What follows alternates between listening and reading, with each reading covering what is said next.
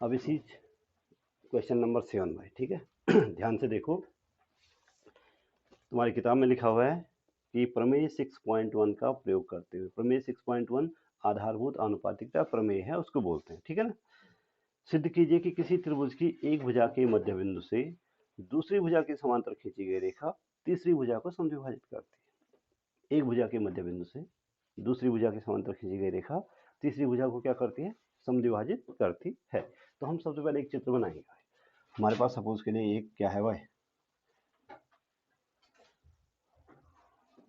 हमारे पास ये त्रिभुज सपोज के लिए क्या है, ए बी और सी, त्रिभुज ए बी सी है।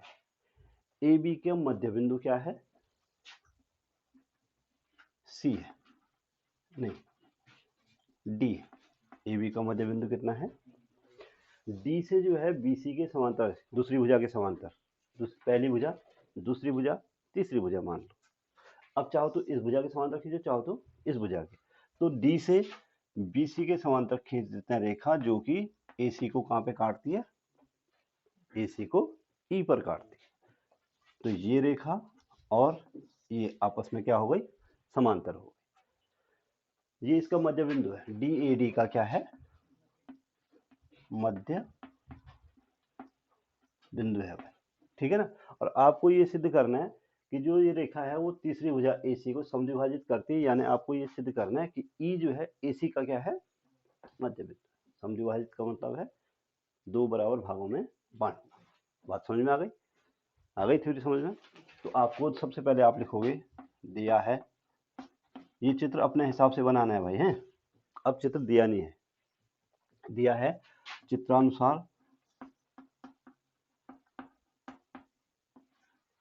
त्रिभुज ए बी सी की भुजा ए बी के मध्य बिंदु, ए बी के मध्य बिंदु डी से दूसरी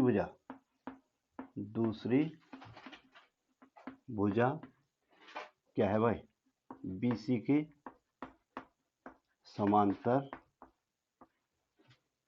खींची गई रेखा, समांतर खींची गई रेखा तीसरी भुजा AC को, तीसरी भुजा AC को कहां पर काटती है भाई, E पर, E पर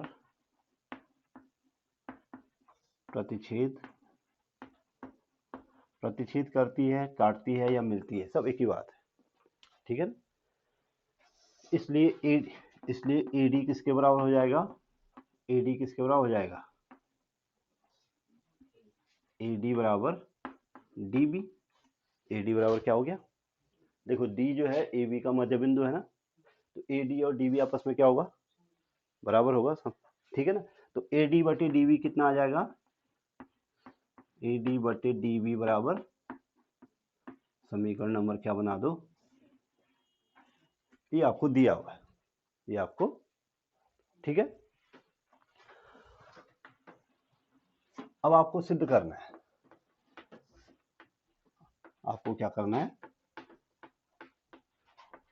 क्या सिद्ध करना है, आपको ये सिद्ध करना है कि E जो है AC को क्या करती है, समद्विभाजित करती है। बिंदु E आपको सिद्ध करना है कि बिंदु E AC को क्या करती है भाई, समद्विभाजित करता है। अर्थात आपको सिद्ध करना है,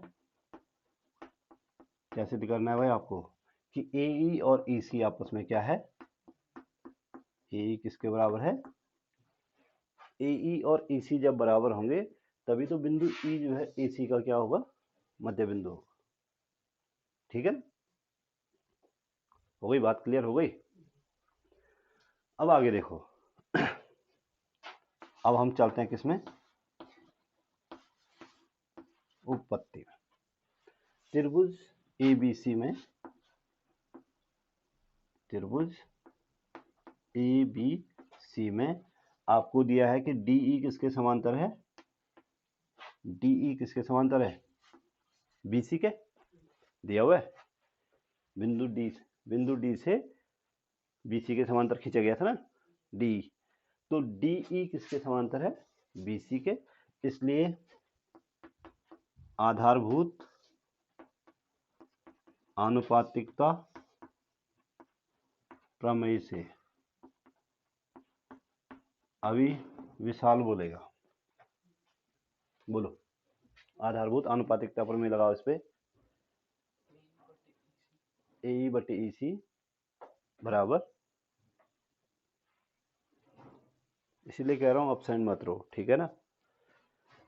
तो AD बटे DB बराबर AE बटे EC, AD बटे DB बराबर AE बटे, हो रहा है। ये समीकरण नंबर क्या बना दो, हमने पहले बता चुके थे, इसको हमने समीकरण नंबर क्या बना देना है।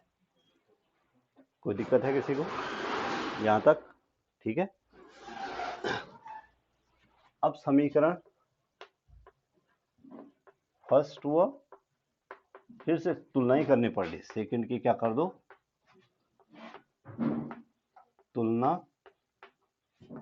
करने, कुछ बराबर दिख रहा है आपको कोई सा पक्ष, AD बटे DB 1 है, तो AE बटे EC भी क्या होगा 1, तो AE बटे EC बराबर कितना हो जाएगा 1, क्योंकि AE बटे EC किसके बराबर है, AD बटे DB, और AD बटे DB किसके बराबर है, 1 के बराबर। तो यहां से आप कह सकते हैं कि AE किसके बराबर है, AE बराबर EC, और सिद्ध क्या हुआ, ये जो सिद्ध करना था, किसी त्रिभुज में एक भुजा के मध्य बिंदु से दूसरी भुजा के समांतर खींची गई रेखा तीसरी भुजा को क्या कर रहा है, सम विभाजित कर रहा है। तो एक भुजा के मध्य बिंदु से दूसरी भुजा के समांतर खींची गई रेखा तीसरी भुजा के समविभाजित कर रहा है, ठीक है। ये है भाई।